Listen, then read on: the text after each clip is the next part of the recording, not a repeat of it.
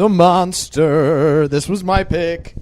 I like to call it an hour and a half of just sadness. It's not uplifting. Like, we'll get into it. But the Monster, 2016. A mother and daughter must confront a terrifying monster when they break down on a deserted road. Written and directed by Brian Bertino, known for the Strangers films. This movie took forever to do anything aside from make me sad for this young girl. I'm just gonna say it right now. The monster in this movie is the mother, like clearly. Well, hold on. Let's back up a little bit, Frank. Come on, now. Let's get down to the story. Hot take. Hot take. We got a tagline. Stay in the light, and this is distributed by A24. And I think we might have done some of their stuff already, but they're another company that's putting out great movies. So, but going back to the mother, yes. So a little bit more into the story. There's a mother and a daughter who has a horrible relationship. The parents are separated. She's taken the girl back to the father. They hit a wolf, like in the country. Another tire blows first. After watching the ambulance thing, I don't think it was either. I think the monster ran them off the road. Oh, good.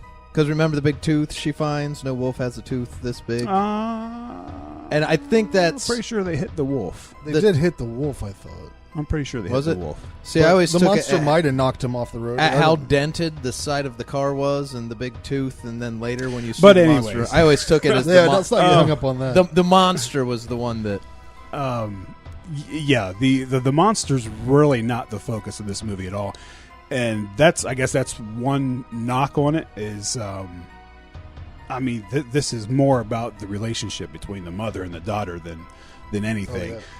The monster, it's just there, I think, just to kind of help pace the movie along. Yeah, I felt like I got tricked. But by first, the mother is definitely the monster in this movie. I felt like I got tricked into watching a Lifetime movie because that's what it was, basically. Yeah. It points out the alcoholism, how that affects everything. Yeah. I was really hoping for more of a monster movie. I mean, it's called The Monster. I was hoping that they kept showing this horrible relationship, and I thought that what was going to happen is they would get through this, get away from the monster, and then resolve that relationship, which that was the only thing that made sense to me. But that's not, of course, what happens. Even when you guys are saying the mom's the monster, yes. By the end, they don't have the redeeming so much, but even that relationship stays gray. Because once the monster starts attacking, the mom immediately goes into do anything to save my daughter, actually kills herself, lets the monster eat her in order to have her daughter get away. So it becomes gray. It's like... I say that's redeeming enough. Yeah. It's good acting. But it gets in that gray area of where, yes, I am a shitty mom, but when push comes to shove... I will do the important stuff. Yeah, but that's the main focus of this. Yeah, and I don't think it should have been. No, it should have been the monster because it's called the monster. But at the same time, the mother and the daughter, the actors, they sell the characters. Oh, it's great. Completely. The mom is played by Zoe Kazan, I believe her name is. She is in The Big Sick. I don't know if you guys have seen that. No. It's a movie about Kumail Nanjiani and his. I don't know if you know who he is at all, but look it up. It's a good movie. She's a great actress. They both sell this whole. All the acting's great in it. I thought they were good. I've thought that I may go back and rewatch this one. Too much sadness for me. At some point. And that perhaps my take on it was that a lot of the movies we watched this time around had a lot of fun movies and a couple movies that I really love. And this one is dark and heavy, and not because of the horror.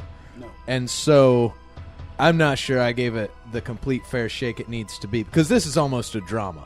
With a really cool with a really cool monster in it. The horror, the monster, that's just sprinkled in, and And it just helps the pace Yeah, of the movie. the two major problems I have with the movie is that it's all set on this stretch of road that they've built these 3 streetlights for.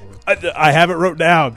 I could not stop focusing on that the whole movie. It's like they're out in the country. Yeah, there's lighting. This lighting is. I mean, maybe it's different from where we come from, but there's no streetlights out in the country. They built that. If you look it up, they built. Well, that being said, this movie it's lit perfectly. Like it's shot so well, and everything looks so good. It's so well lit. I laughed at the end of it because I don't think I have so many good things to say about a movie that I didn't really enjoy ever. Yeah, there was nothing. I mean, like, if you were to try to, I think, anyways, when I was watching it, if I was trying to pick this movie apart, it's what the director wanted to do, and he did it flawlessly. Yeah, I mean, it's done, the acting well. is amazing.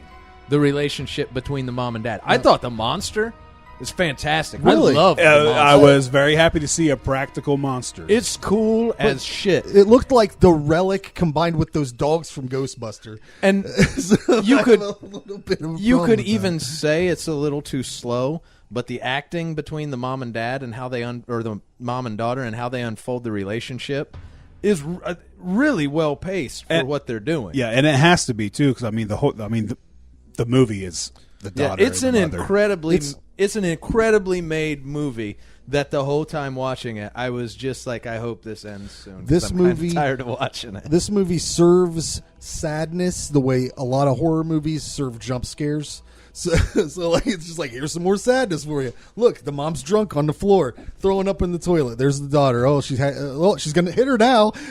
She's horrible, and the daughter becomes horrible. Yeah. Because of it, but they kind of patch things up. Yeah, and in the end, the mom gets attacked by the monster at one point. She's not doing well, and the ambulance shows up, and then the monster kills the ambulance drivers, and the mom's not doing well. So in order to save the daughter, the mom's like, I'm going to die regardless of what we do. So she runs off to get killed by the monster.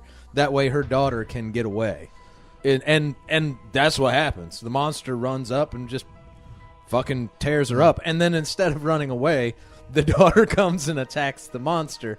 And then you're left with the scene with the dead mother and the mom. And like it's a heavy, sad, emotionally gray area movie where everyone's kind of heroes and villains all at the same time. There's really nothing cut and dry. We're all really monsters.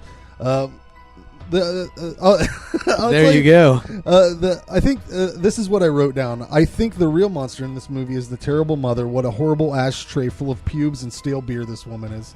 That's what she says. I bet she stunk like a fucking bar floor. That's all I can think of. But anyways, overall, I wouldn't recommend this movie for anybody unless you're just feeling too happy and you want to tone that down a little bit. I give it a 3 out of 10. Jeez. Well, yeah, Wow, Frank. Frank goes only off enjoyment if he enjoyed it. He What'd you give doesn't- it, Jared? What do you give it? Wait. Yeah. What do you? I'm not. I didn't go to film school. I can judge a movie based That's on. what I said. That's what I said. Jared. You judge Yeah, it based mother. only on your enjoyment of it, not how well it is for what it is. And you would not recommend it to anyone? It- What about people that enjoy that kind of Here's movie? who I would recommend this to. Do you want a good clinic on how to act in a Lifetime movie? It's good acting. If you like to watch good acting, go ahead. But I've never been made feel more sad by any movie, including Schindler's List. And some people would say that then that's a great movie. Yes, Well, some then people enjoy check powerful your- drama. Hey, man. But anyway, he gave it a 3. Yeah. What you got? I'll admit it was hard to rate. Like this one totters between a 5 and an 8, depending. What'd you give it? A 5 or an 8 or somewhere in between. That'll Like, look it's good on the hard to rate. graphics. I'm just going to flash it back and forth to 5 and It 8. is. It is done. We're rating It's- stuff 5 through. We're Yeah, it's done well enough. If you're into drama that tugs on your heartstrings and leaves that emotional gray area, and you like those kind of movies, this is an 8 at least. It is a really well put together movie. As far as my enjoyment of it, I was waiting for it to end. I'd give it a rating, Jared. Come on, pick. So, but 5 between Rate 8. it like I do. 6.5. God dang it, Jared. Yeah, I'm just saying, no, like it's put together too well for me to score it low, but I didn't enjoy it enough to score it high. You've said that 4 times now.